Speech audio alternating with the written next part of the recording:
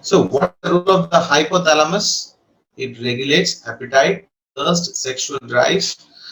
The hypothalamus is all, we can say that all humanly activities, humanly needs, physiological needs of a human being are mostly regulated by the hypothalamus. A very important need for a human being is appetite, thirst, without which we cannot live. And the third thing is the sexual drives, without which our next generation may not be possible.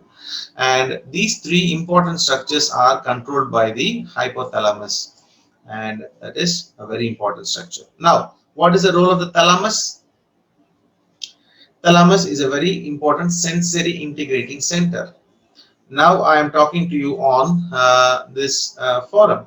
You are listening to my voice, okay? And at the same time, you will also be seeing some of your family members moving in your house. You may also listen to some of the sounds from the AC, fan, or some birds or animals screaming outside.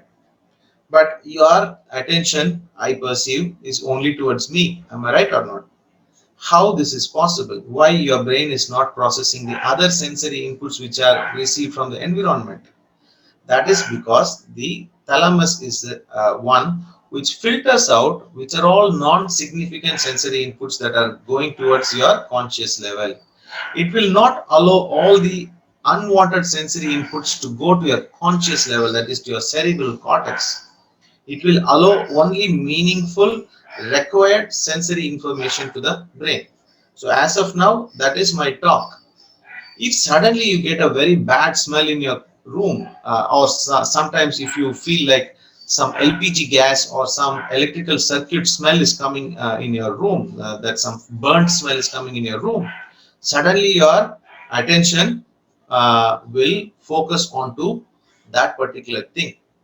Your attention on my talk will be less, because the thalamus will shut down my sensory input towards the brain, and it will allow the olfactory information to go.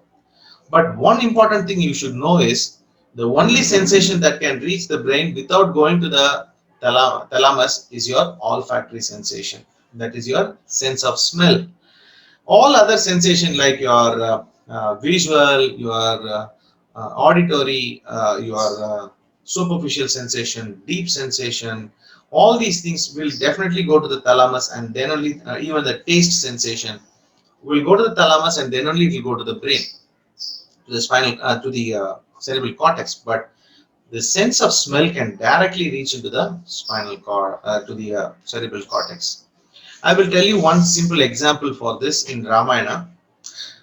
When you know that Kumbhakarna is the brother of the Ravana. So Ravana was king of monsters, and he kidnapped Sita and all those things. You know, there was a fight between Ravana and Rama. So that time, what Ravana is doing, he's sending one by one of his brothers to fight against Raman.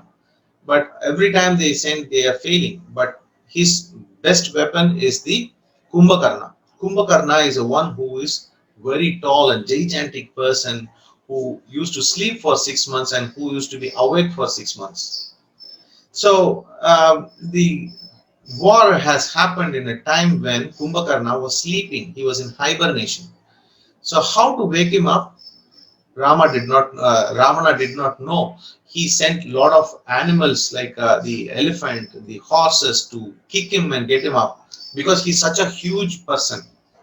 He did not wake him up.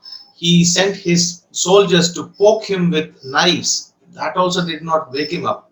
But finally, what he did, he sent the